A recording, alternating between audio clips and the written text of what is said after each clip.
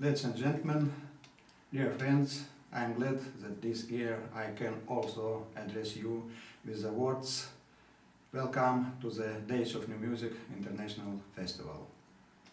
Today's concert will inaugurate the 29th edition of the festival.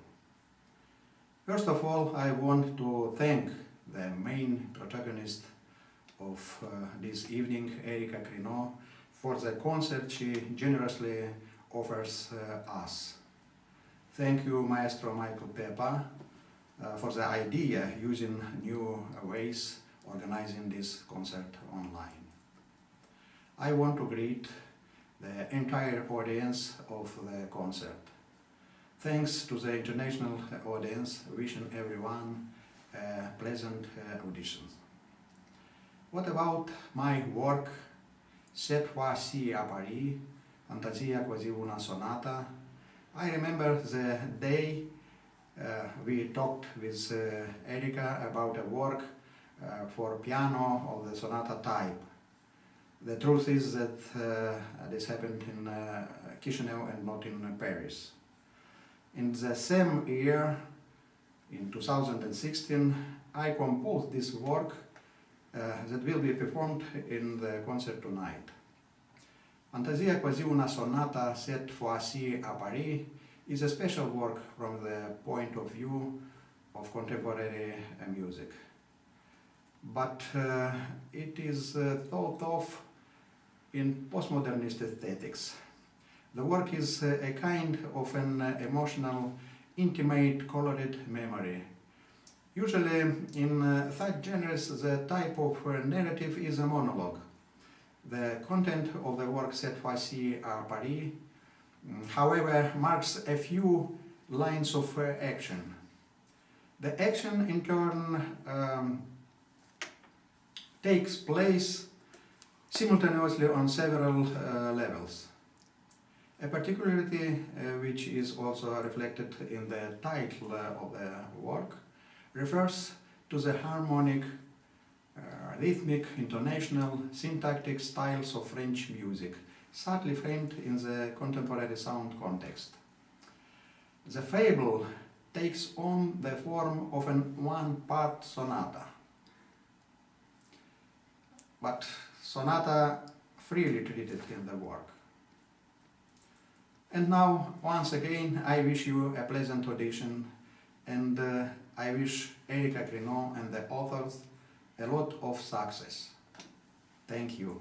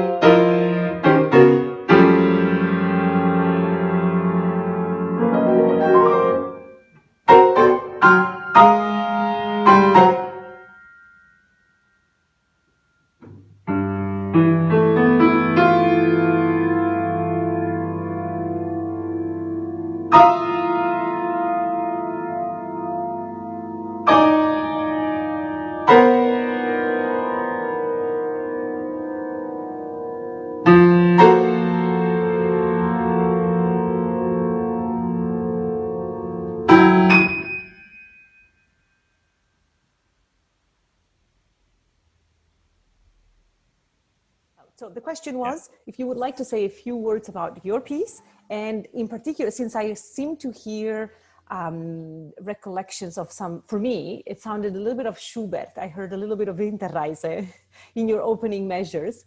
I was just curious about your relationship with the musical past that we all share. So. Yeah. So about the piece, first of all, to explain the title, Before Farewell. Some friends of mine asked me about this title. Why isn't it farewell? What does it mean before farewell?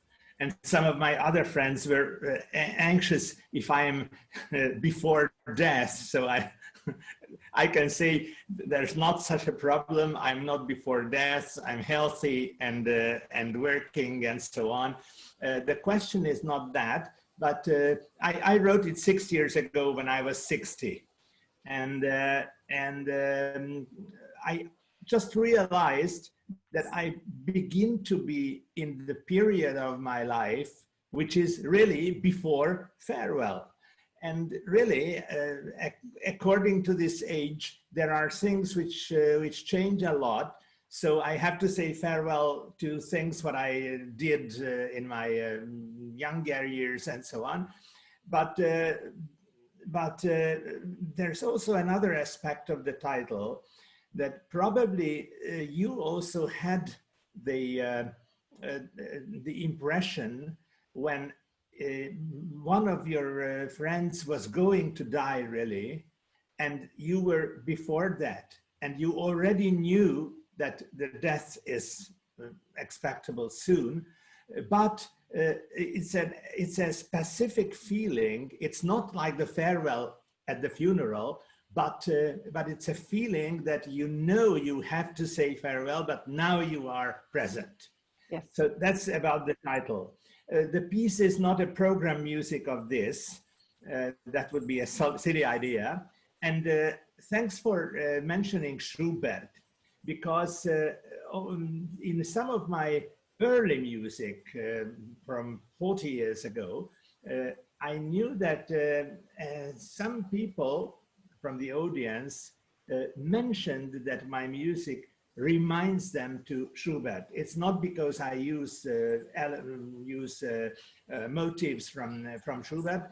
I did once, but that was in another piece, a cello piano piece. But really, my music has a kind of sadness, what is there in Schubert's music. Mm-hmm. Probably you know this story about Schubert, that once he asked why he writes so sad music. And then he asked, is there any happy music in the world? Well, this is my my feeling. As you see, I'm a happy man. Yes. But music is another thing. Yeah. What I want to say in a poetic way, that is sad. I don't have much to say happy things about life and so on. Not now, but anytime. So speaking about Schubert, because I don't want to misunderstand anybody. I'm not connected to Schubert himself, but mm-hmm. I'm rather connected to the music of the past. So, of course, a composer is always asked whether he is connected to any of the composers of the 20th century whom he is determined by. I'm not at all. Of course, I like a lot of 20th century music and so on, and I dislike another lot. but my real impression and important impression is the music of the centuries before. Mm-hmm. And if you say that I'm too similar to anyone in the past, then I shall I shall thank for this and really really finish my composer's activity because I don't want to imitate anybody. But my impression, um, my close connection is rather to the music history than to the music of the present. Yes, makes total sense. Would you like to say a few words about this piece in particular, just for the people? This recording we're doing now will go before the performance, so something to introduce the audience to your music. Yes, just one short thing, because it doesn't have a story, No. what I could tell. But there is one thing what is very important for me in all my music, what I wrote, that I'm writing a kind of speaking music. So that is important. Well, two things are important for me when I'm writing music. One thing is poetry, that I'm not writing dances and so on, but it's always important for me if I wrote a poem. So there must be some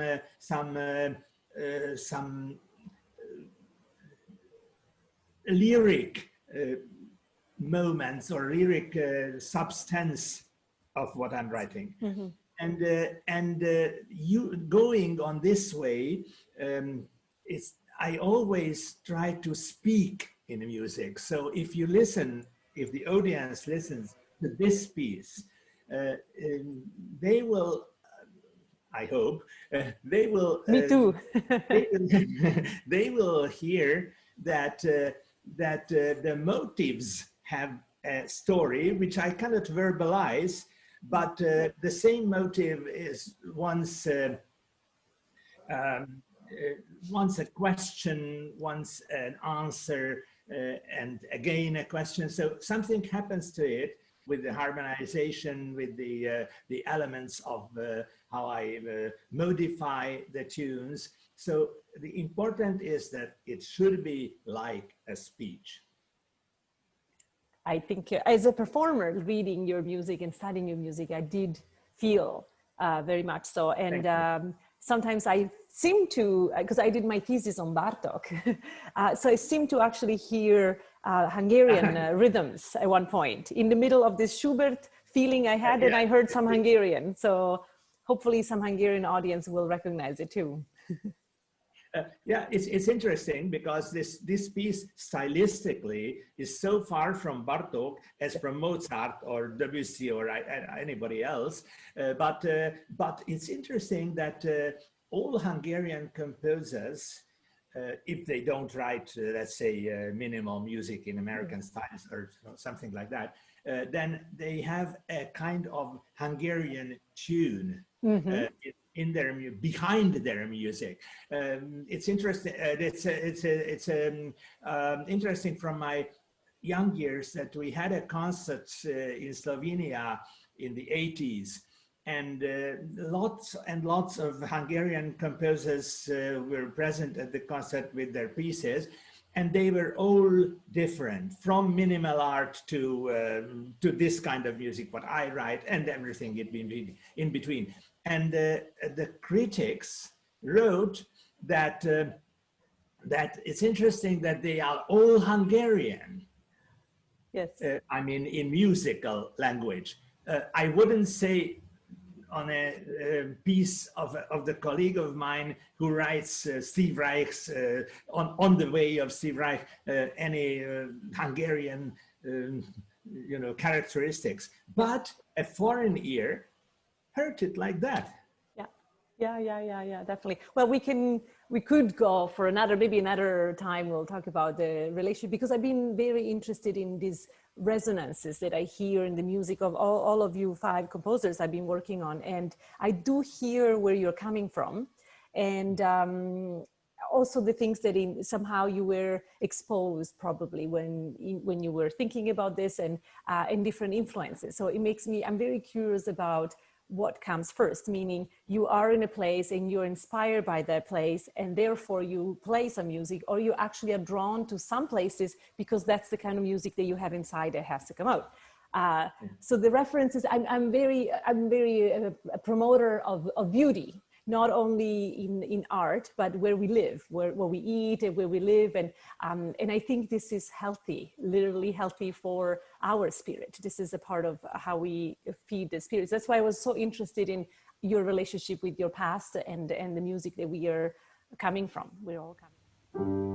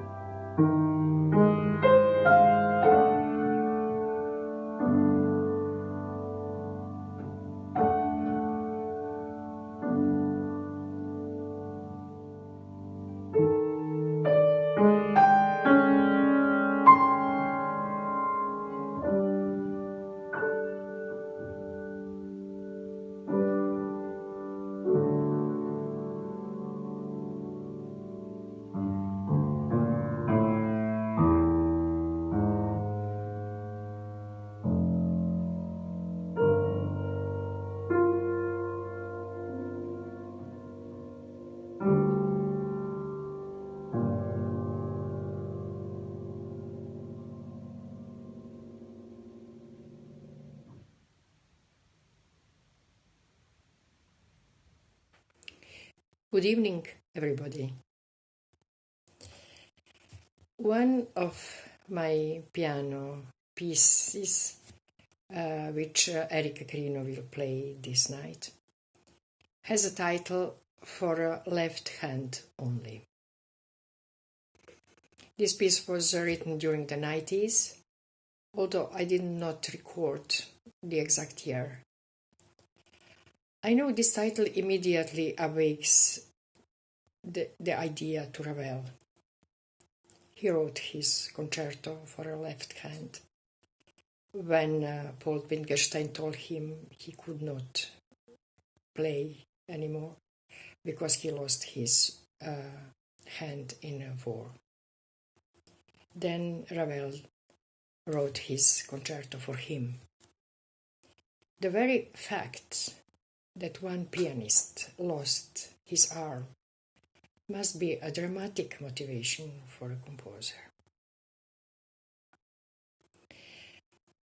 But I had no particular external reason to write a composition for only one hand. I didn't know any left-handed pianist. But what was conceivable to me was to engage in structural and technical expression when the performer is partially limited. The power of the performer's expression shortened. I wanted pianist playing with the left hand have the whole keyboard in front of him, even the right part where the left hand usually has nothing to do. And I wanted this small piece to have a wide range of motions, to stretch from bass to discant through all the octaves and dynamics, from pianissimo to fortissimo. I wanted to get one sufficiently developed musical line that was still constrained by the use of only one hand.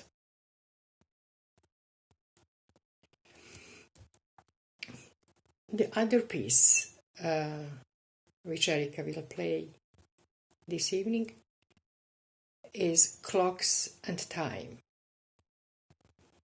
And this title of the composition is not only for this composition, but also for a whole cycle for different solo instruments and small chamber ensembles.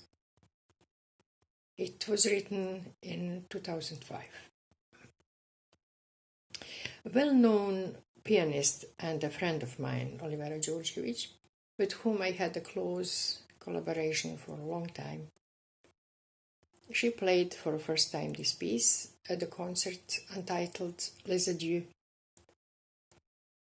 Concert was her last public appearance before her untimely death.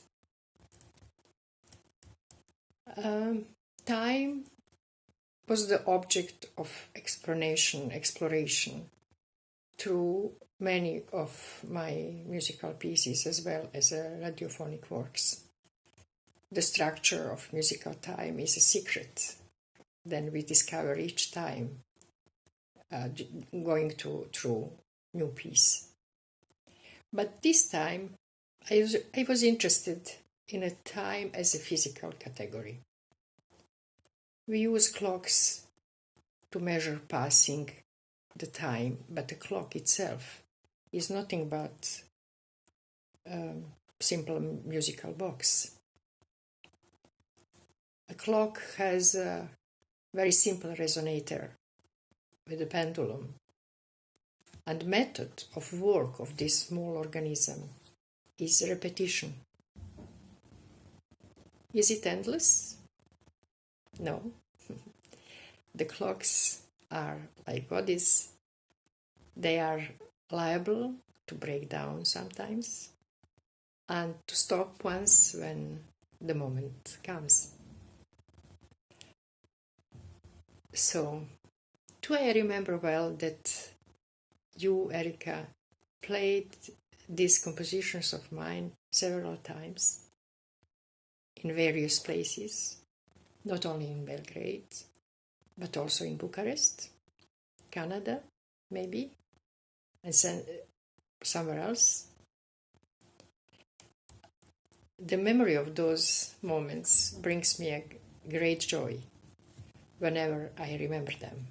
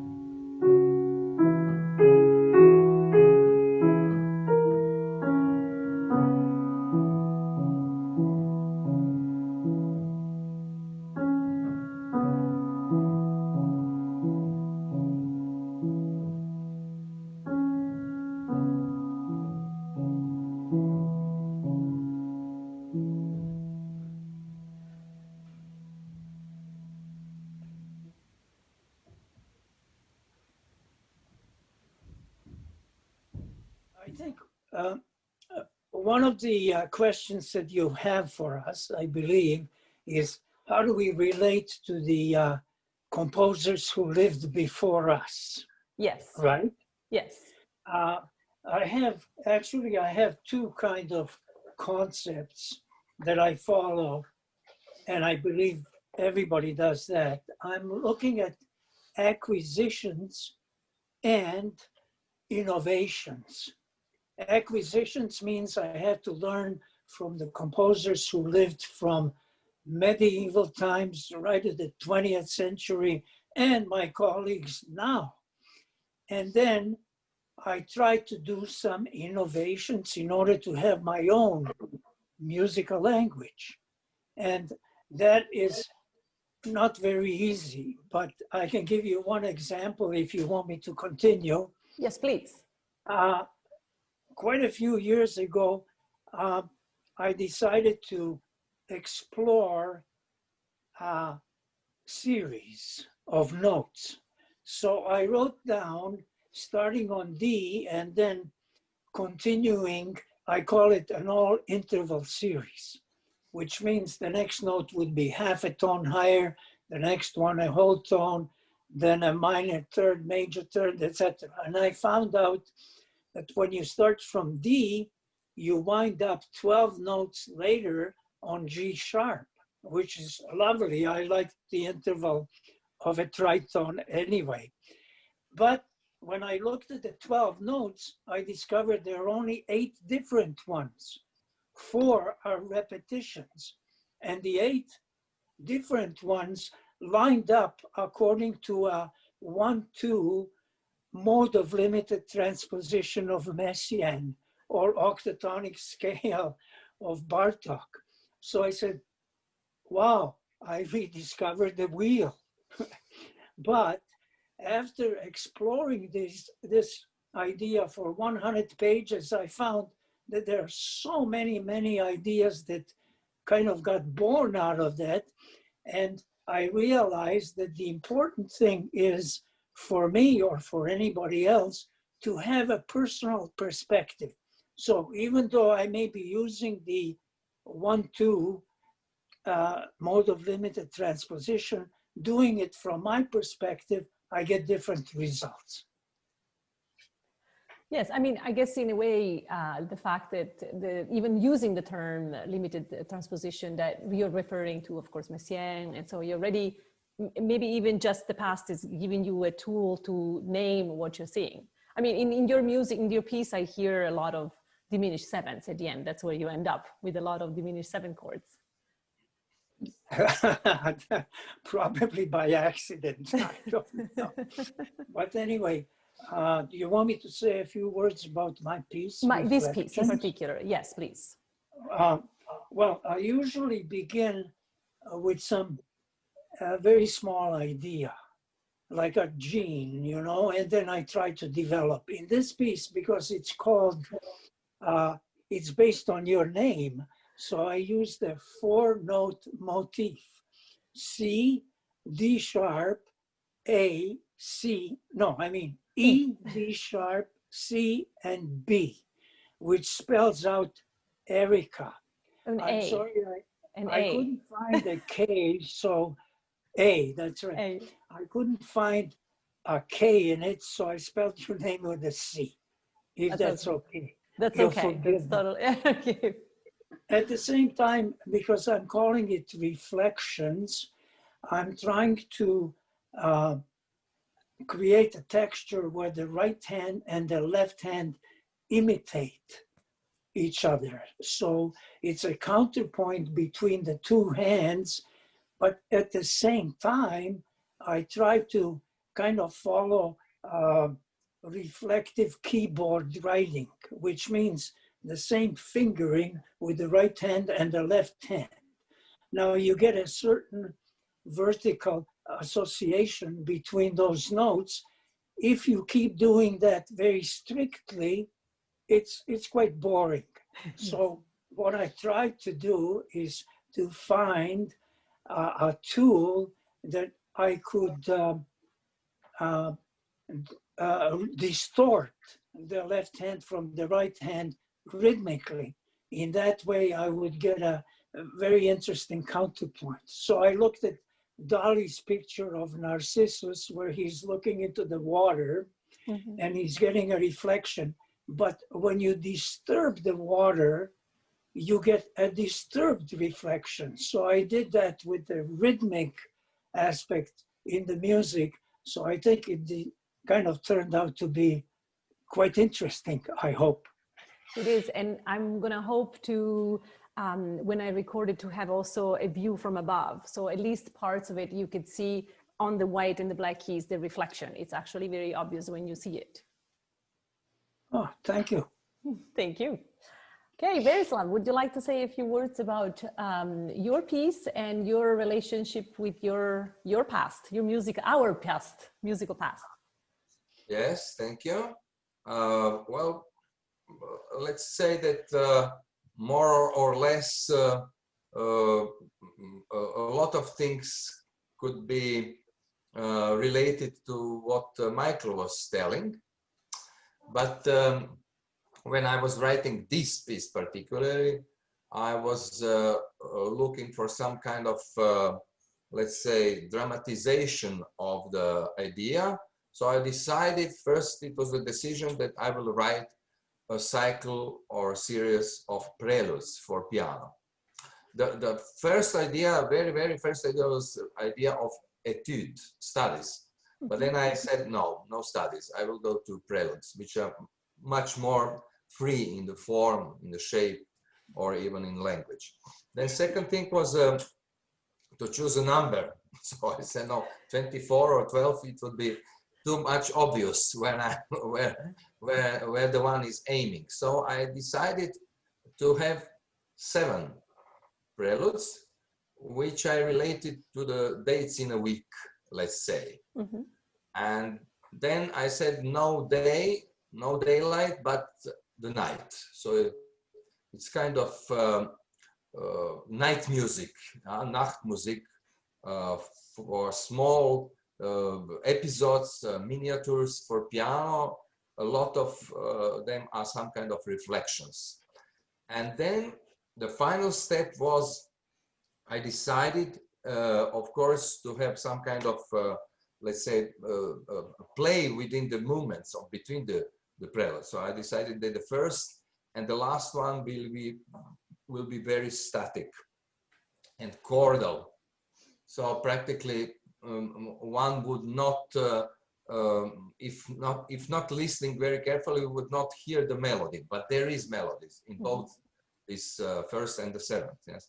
Then the second and I think the fifth are mostly written in octaves or in unisons. Yes, very fast and quite, let's say, very interesting, because the second one is written in a low register, and the fifth is written, or sixth is written in the very high register. Yeah? It's one of these called les nuages, merveilleux nuages. Yeah?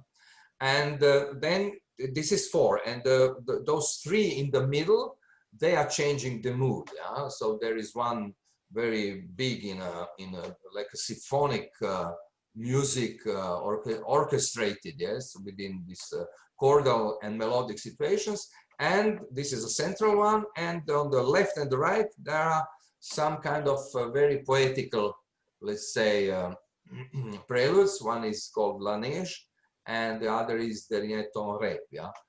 So I also opted for titles in French. I was going to ask. Yeah, that's very interesting, because maybe during the years that I was writing this piece, I was writing in 9 years. So it's very interesting. I decided that I will write that preludes when everything will be ready. So I didn't have a pressure. I have to finish it for one colleague, a pianist, and he will make a world premiere or something. So I was going a little bit following and looking to the Prokofiev's, for example, Vision Fugitive, something like that. So when I sent I felt that everything is clear in my hand, then I went to the piano, I went to the paper, and I started. And the last move was to make a whole performance around these 7 preludes. I decided to relate each of them to one of the poems in different languages, different poets. So I used a poem by Cesare Pavese and a French writer, Maxime Sparman, Charles Baudelaire, and then some Croatian poets like Jure Castellan or Branko Milkovic, and who was then, I think, was Josip Pupacic. And it was very nice because the real premiere was with the narrator, pianist in the half dark or half light, him on the other side of the room. Yeah. I related 7 pictures of my 7 friends, painters that made 7 paintings for that. And so we had 7 nights, 7 preludes, 7 pictures, paintings, and 7 poems. And it was all in the dark, only little light to the pianist and narrator. So it was some kind of Gesamtkunstwerk at the end. Exactly, yeah. I find it interesting that the poems came after the music, once the music was done. Yes, because let's say that almost each of preludes is related also to some, let's say, some persons in general, but not one, a lot of them. So I decided to see if I can find the poems that could be related not so much to the music, but so much to the event or to the person that I was thinking on when I was writing this music. So that's a relation. It's not that the poem is trying to be I have to find a poem that is something similar to this that is La Neige, yeah? But it was interesting. I found a very nice book of French writer and poet Maxime Sparman, who wrote a book of haiku prosa poems, and it's called La Neige. It's called Snow. Yeah? And it was a very good occasion to put together the prelude. I think it's number 3, and together with this poem, and so it really came out very nicely. Fantastic. Well, I think that's a very good introduction to the pieces, which we'll hear. Yes. Is there anything else you would like to add? Well, I'm happy that you are playing it again. It's a great honor, and in this time of, I would say, difficult time for us, for musicians, for artists, very, very difficult period of not doing our profession. We are practically stopped in this by this illness, by this disease, an epidemic, and pandemia. So I'm very happy that you will be with your instrument, with your music and our music, and I'm really, really happy waiting to see you and to listen to you, and of course to be together with my friends, colleagues all around the world, and especially with this nice bunch of composers that you will play.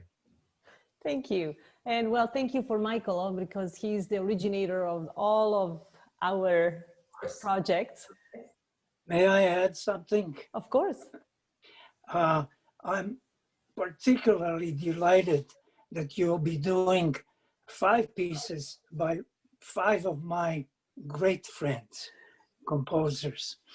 And of course, we are fortunate that Gennady Ciobanu, who's the artistic director of Days of New Music in Chisinau, Moldova, will use our presentation to inaugurate the 29th edition of this festival.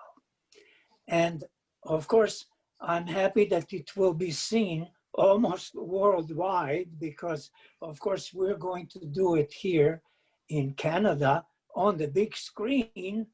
We'll project it, and we'll invite people to sign up and watch it online as well. And I'm sure that Berislav will do just as much, maybe even more, in Zagreb and Ivana in Belgrade and Mate in Budapest. So And I in will be in spite of the Italy. fact that and Italy, of course, in spite of the fact that we're having a difficult time, I think we have to look at this new way of doing things as something, as a great opportunity to spread our voice all over the planet. Berislav, thank you very much for your participation. Thank you, Michael, for this idea, and of course to our friend and colleague Gennady that made possible this concert. And of course, we are very happy to be part of this great event that will take place in a few weeks.